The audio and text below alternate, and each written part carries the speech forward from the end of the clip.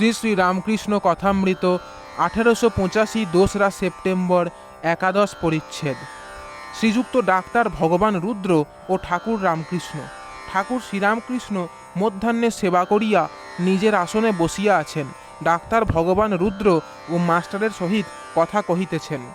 ঘরে লাটু প্রভৃতি ভক্তেরাও আছেন।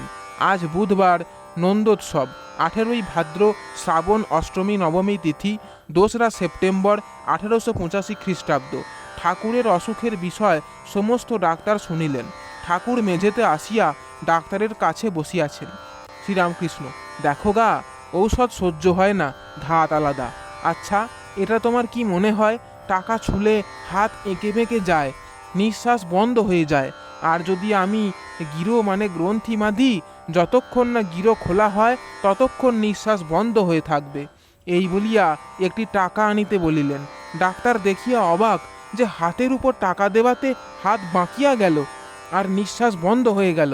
টাকাটি স্থানান্তরিত করিবার পর ক্রমে ক্রমে 3বার দীর্ঘ নিঃশ্বাস পড়িয়া তবে হাত পুনর্বার শিথিল হইল। ডাক্তার মাস্টারকে বলিতেছেন, অ্যাকশন অন দ্য নার্ভস, স্নায়ুর ওপর ক্রিয়া।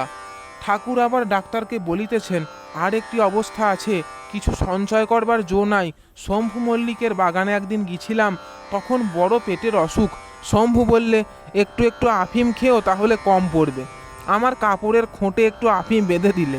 যখন ফিরে আসছি ফটকের কাছে কে জানে ঘুরতে লাগলাম, যেন পথ খুঁজে পাচ্ছি না। তারপর যখন আফিমটা খুলে ফেলে দিলে তখন আবার সহজ অবস্থা হয়ে বাগানে ফিরে এলাম।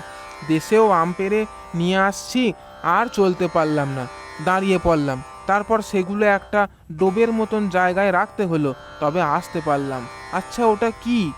ডাক্তার: ওর পেছনে আর একটা শক্তি আছে, মনের শক্তি, মনি।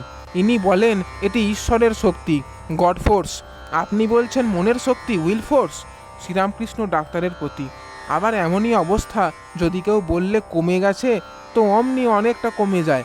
সেদিন ব্রাহ্মণী বললে 8 আনা কমে গেছে, অমনি নাচতে লাগলুম।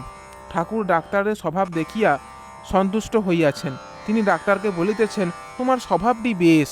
জ্ঞানের 2টি লক্ষণ, শান্তভাব আর অভিমান থাকবে না। মণি: এর মানে ডাক্তারের শ্রীবিয়োগ হয়েছে।